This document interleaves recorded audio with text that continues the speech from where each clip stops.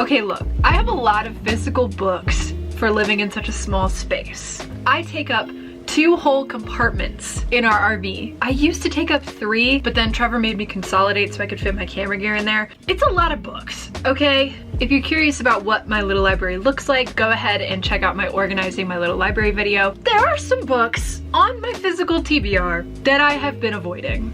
And not just for days or weeks or months, but I would dare say years. We're gonna go through them. We're gonna discuss why I'm avoiding them, and in the comments maybe you can convince me to read them. I'm not saying I'm gonna, but maybe you can try. We're starting it off strong with The Dance of Thieves and Vow of Thieves duology.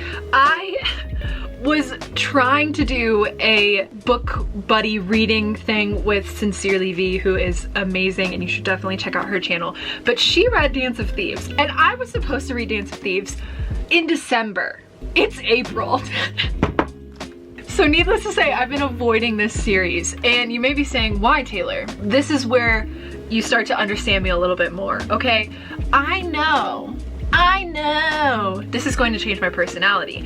This is going to make me a different person. I'm gonna read this and it is gonna absorb my little brain for months, possibly a year. And I am in the midst of writing the second book, just like this is the second book, see? Of writing the second book in my series. So I fear that I will get too invested and I will procrastinate writing my own series. So that's one reason I've stayed away from this. That is a reason I stayed away from ACOTAR when I was publishing my first book. So it's a theme. Tell me if I should read this. Again, it's only 2 books. So there's not like 8 books that I would have to read. Should I read this? I mean, the funny thing is I am slowly reading the Crave series. I am currently in beginning half-ish of the 4th book. So, but those books, it didn't change my personality like I know this is going to. Like the Crave series is just fun. It's something that every once in a while I crave to read. So I'll like pop back into the world and read a couple chapters and then let it sit for a few months. I read the second book of that series in my 24-hour reading challenge video, which I think is one of the most underrated videos I've ever done. It is so freaking funny, so please go check it out and tell me if you think I should do a 24-hour reading challenge again, even though it was hell on earth for me. Just let me know, because I honestly had fun editing it and looking back at it. The experience itself, that's when I started reading Crave. So it was like this fun thing. It was cool. I read the entire second book during that challenge. So, but this is different. This I know is going to be really, really, really, really, really good. And I'm scared of that. So that is the first 2 books of my books I've been avoiding. Next up is The Vanishing Half by Britt Bennett. And this book I have heard so many beautiful things about. So I'm gonna go ahead and read some of the back so you get kind of an understanding of what this book is about, because the back will do a much better job than me. Twins, inseparable as children, ultimately choose to live in 2 different worlds, one black and one white. I'm not sure how to pronounce their names, so I apologize, but I think it's the Vinez. I'm really bad at names and I'm so sorry. Somebody tell me how to say it. These sisters will always be identical, but after growing up together in a small southern black community and running away at age 16, it's not just the shape of their daily lives that is different as adults, it's everything. Their families, their communities, their racial identities. Many years later, one sister lives with her black daughter in the same southern town she once tried to escape. The other secretly passes for white, and her white husband knows nothing of her past. Still, although separated by so many miles and just as many lies, the fates of the twins remain intertwined. What will happen to the next generation when their own daughters' storylines intersect? Does that not sound so good? I love representation like this, and I want to read so many more books like this, so please, if you have any recommendations, drop them down below. I have not pursued this one because I know that this is going to like impact the way that I see the world, and I feel like I'm savoring this almost like a reward. Maybe I'll read this after I finish Camp Nano. I'm not sure, but this to me feels like I need to be ready to read it. I need to be in a place mentally and emotionally I can really, really be affected by all of this book. So I hope that makes sense, but I'm really, really looking forward to this. If you've read this, please let me know, because I've heard so many freaking good things about it. Nobody come for me for these next 2 books. Okay, stay right there. Don't you start typing. Don't you start typing. Don't start typing. Don't you dare start typing. These books, listen, I love Greek mythology. I want to know more about Greek mythology. All I know is I love it. I haven't read much aside from like high school stuff. I know I also have the Odyssey, and I need to know for sure. Hold on. I also have the Iliad and the Odyssey, which I think I want to read. Excuse you. I think I want to read that in tandem with these somehow, because again, all Greek mythology. This one I heard is gonna rip my heart out, right out of my soul. So I don't know if I'm ready for this. And this I haven't really heard much about, but I know they go like side by side and they're both by Madeline Miller. So that's literally all I know. And Ariadne, however you pronounce that, is on Kindle Unlimited. So I'm like, there's so much content that I could be reading right now, but I don't know.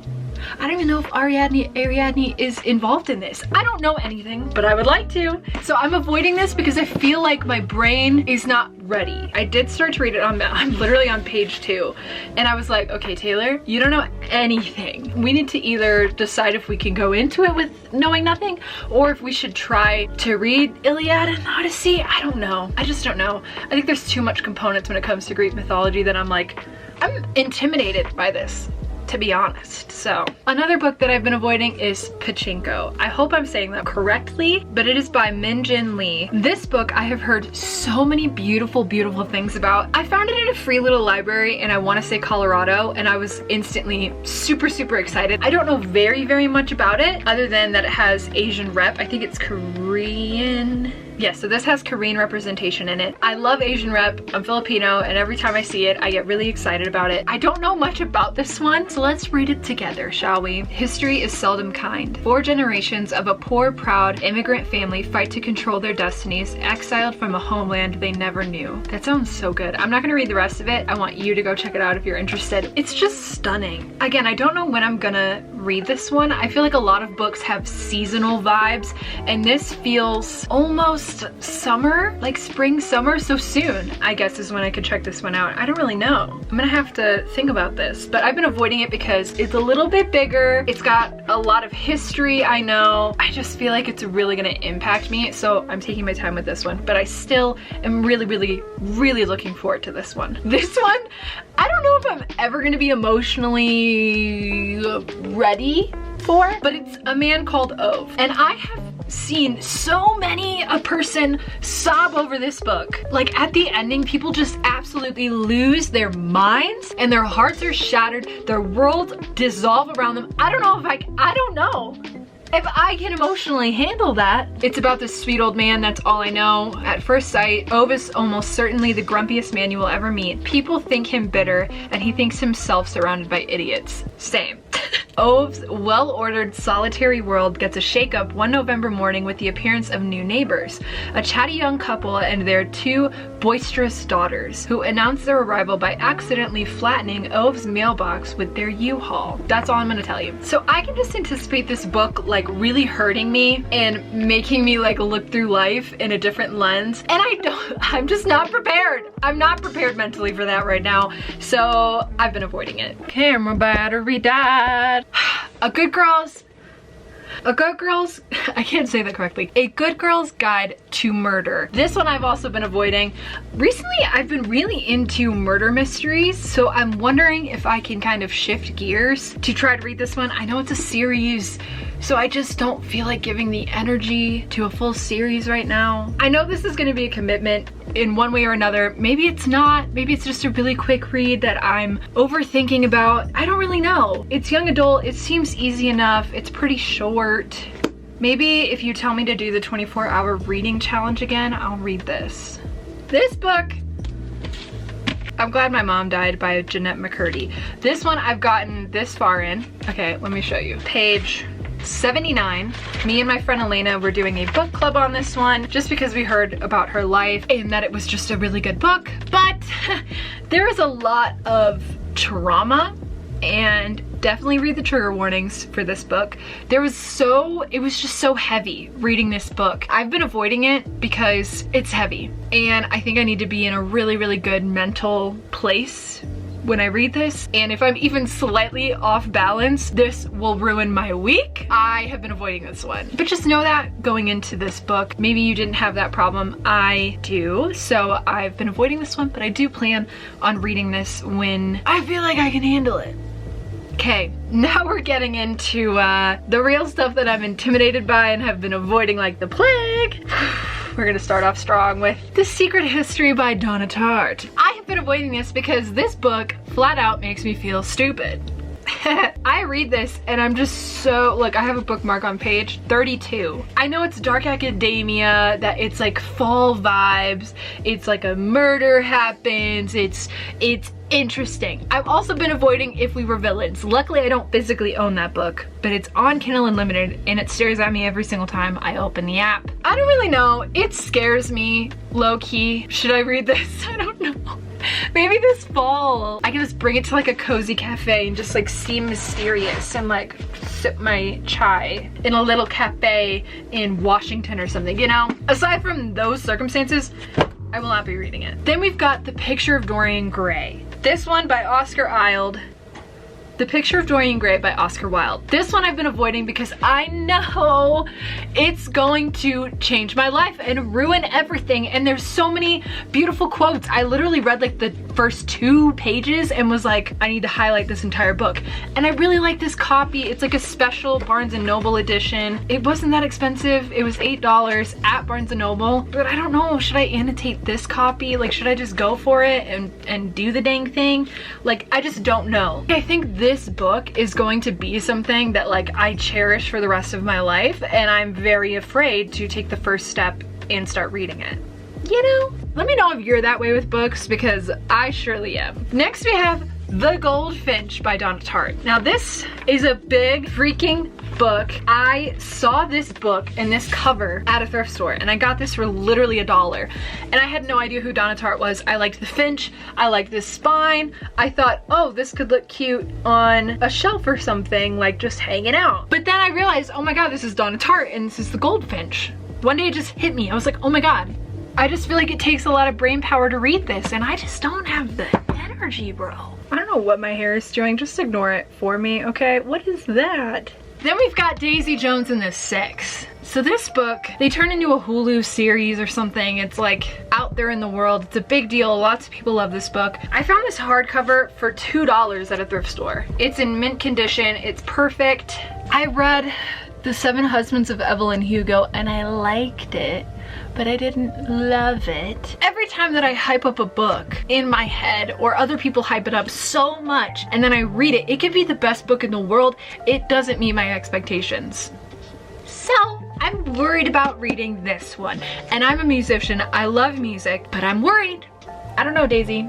I really don't know. And last but not freaking least, The Invisible Life of Addie LaRue. This book is even the special edition. I'm too scared to read it. I'm too scared to freaking read it. Look at how stunning this is.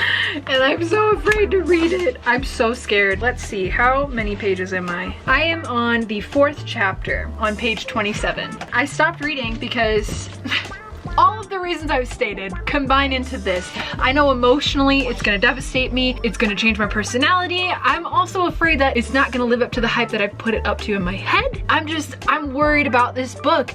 And then recently I've been seeing a lot of people like, oh, you like The Invisible Life of Addie LaRue? Ugh. So I don't know anymore. I just don't know, and I'm really scared.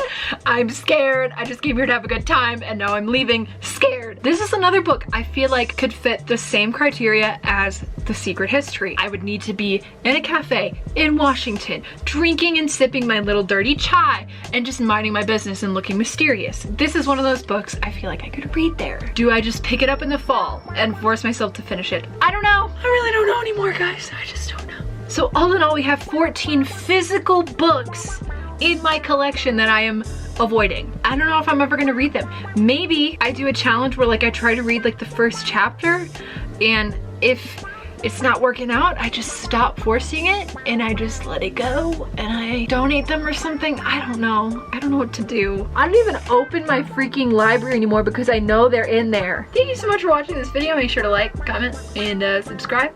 Turn on post notifications if you want to be notified every single time that I post a new video. And I'll see you next time. Bye!